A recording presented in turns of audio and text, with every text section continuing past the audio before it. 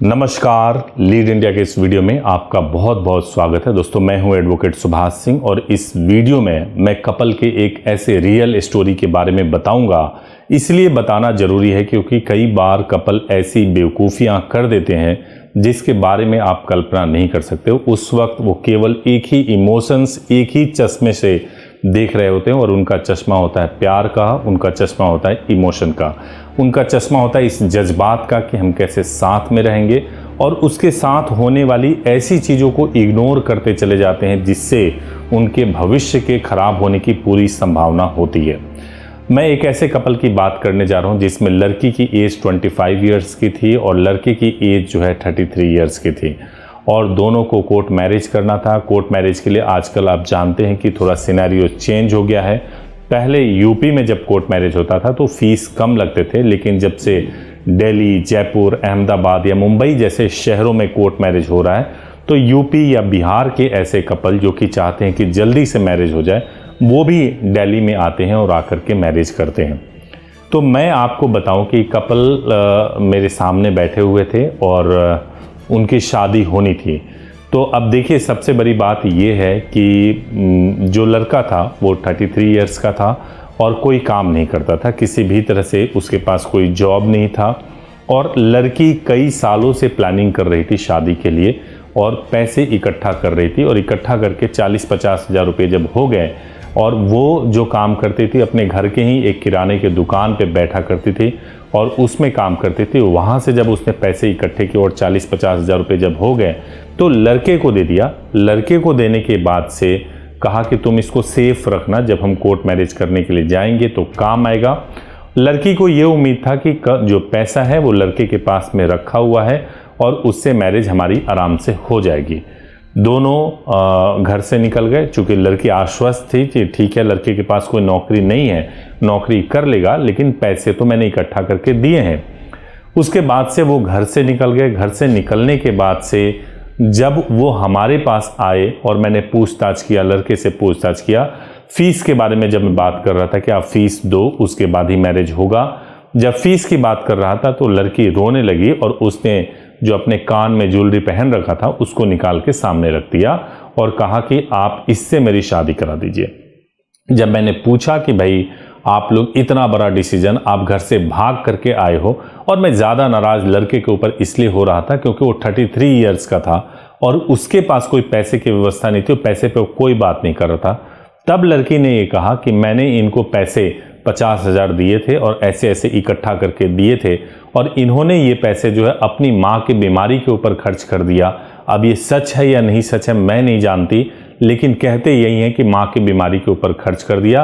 आज के डेट में हमें इतनी दिक्कत हो रही है कि खाने के लिए भी दिक्कत हो रही है, समझ नहीं पा रहे हैं कि किस तरीके से रहें और कैसे मैरिज को करें। मैंने पूछा चलो ठीक है, इसको तो मैनेज करने की कोशिश करते हैं, देखते हैं कि क्या होगा, लेकिन आप मुझे दूसरी बात बताइए कि आप मैरिज हो जाने के बाद से क्या करोगे। जब आपकी मैरिज हो जाएगी उसके बाद से आपकी क्या योजना है, आप कहाँ जाओगे, कहाँ जॉब करोगे, किस तरीके से हैंडल करोगे। तो लड़की का तो चुप रही, इस पे कुछ नहीं बोला, लेकिन लड़के ने ये बोला कि साथ में एक कपल आया हुआ है, उससे मैंने बात की है, वो गुजरात में जाएंगे और गुजरात में जाकर वहीं पे कोई जॉब ढूंढ लेंगे और जाकर के शादी वहीं पे जाकर के रहने लगेंगे, और 6-8 महीने तक तो घर वालों से कोई संपर्क करना ही नहीं है, और इतना ज़रूर कमा लेंगे कि भाई मैं अपना घर चला सकूं। अब देखिए, सबसे दिलचस्प बात क्या है, दोनों पड़ोसी थे, जो अगल बगल का घर था, दोनों बहुत समय से प्यार कर रहे थे। उनकी हालांकि शादी हो गई, क्योंकि मैं इस बात के लिए स्ट्रिक्ट था। मैंने कहा कि भाई लड़की के ज्वेलरी से तो नहीं हो सकता और ये काम हम लोग करते भी नहीं हैं, लड़के को ही पैसा इकट्ठा करना पड़ेगा। उसने किसी तरीके से पैसा इकट्ठा किया या कैसे मैनेज हुआ वो जानते हैं, लेकिन हमने कहा कि भाई जब तक आप फीस नहीं दोगे तब तक नहीं होगा, क्योंकि हम ये चाहते थे कि लड़की का दिमाग खुले और वो ये सोच पाए कि भाई जो लड़का अभी फीस तक नहीं दे पा रहा है कल को खर्चा कैसे चलाएगा।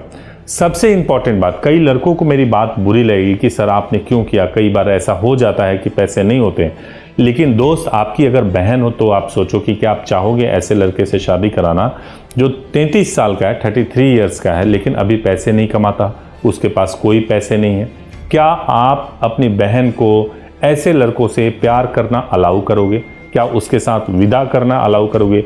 जब आप किसी और लड़के के साथ आप अपनी बहन की शादी नहीं करा सकते, आप खुद कैसे किसी और लड़की के साथ शादी करोगे और शादी करके उसके साथ जीवन बिताओगे? जब ये गुजरात जाएंगे या किसी और शहर में जाएंगे, जब पैसे मैनेज नहीं होंगे तो इनके बीच में लड़ाइयाँ होंगी और भयंकर लड़ाइयाँ होंगी।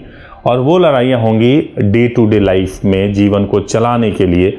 और जीवन में सभी चीज़ें जो चलती हैं, मैक्सिमम चीज़ें जो भौतिक चीज़ें आती हैं, वो सब पैसों से आती है, केवल प्यार से नहीं आ सकती है। तो मोस्ट इम्पॉर्टेंट बात यह है कि जब कभी भी आप मैरिज के लिए प्लान करते हैं तो ठीक है, आपका प्यार है, बिल्कुल आपको अपने प्यार को सफल बनाने के लिए मैरिज करना चाहिए। मैं तो कहता हूं कि ये मेरा शौक़ है कोर्ट मैरिज कराना, और मैरिज करा करके जो कपल होते हैं, जो यूथ होते हैं, उनके जीवन में एक नई शुरुआत हो, पॉजिटिव शुरुआत हो, मुझे अच्छा लगता है। लेकिन ये बिल्कुल सही नहीं है कि ऐसे लोगों की शादियां हों जो बिल्कुल कैपेबल नहीं है, जो नहीं चला सकते, जो बिल्कुल गलत है, जो देख के ही लगता है कि आप लड़की का जीवन बर्बाद कर रहे हो।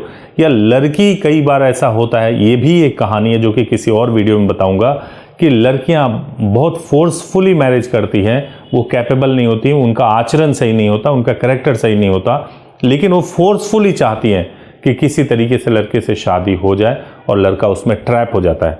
तो ये दोनों साइड की स्टोरी होती है। मैं आपसे ये कहना चाहता हूं कि जब भी आप कोर्ट मैरिज करें तो कोर्ट मैरिज के दौरान इस बात का जरूर ध्यान रखें कि आप जिसके साथ शादी करने जा रहे हैं वो केवल 1 दिन, 2 दिन या 10 दिन की बात नहीं है, केवल मिलने की बात नहीं है, इसे पूरे जीवन भर निभाना होगा।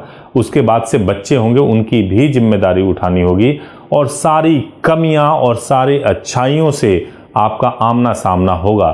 तो आपको ये देखना है कि आप इसके लिए तैयार हो या नहीं तैयार हो, और आप उस आमना सामना को, जब बिल्कुल क्राइसिस ऑफ मनी है, जब पैसे नहीं है या बिहेवियर इतना खराब है जिसको आप टॉलरेट नहीं कर सकते, अगर आप उस व्यक्ति के साथ शादी करके या फैसला कर लेते हो कि आपको दिन और रात साथ में ही रहना है, तो अगर आपने समझदारी से फैसला नहीं किया है, केवल इमोशन से किया है, तो आपको काफ़ी कठिनाई भी हो सकती है। तो दोस्तों, ऐसी कोई बेवकूफ़ी मत कीजिए जो आपके जीवन के लिए गलत हो जाए, खतरनाक हो जाए। कोर्ट मैरिज पे और भी गाइडेंस अगर आपको चाहिए तो हमारे हेल्पलाइन नंबर 8800444555 पे कॉल कीजिए, इस पे बात कीजिए। सुबह 9 बजे से लेकर शाम को 8 बजे तक हम आपको पूरी तरह से गाइड करेंगे। Thank you so much for watching this video. Thank you so much.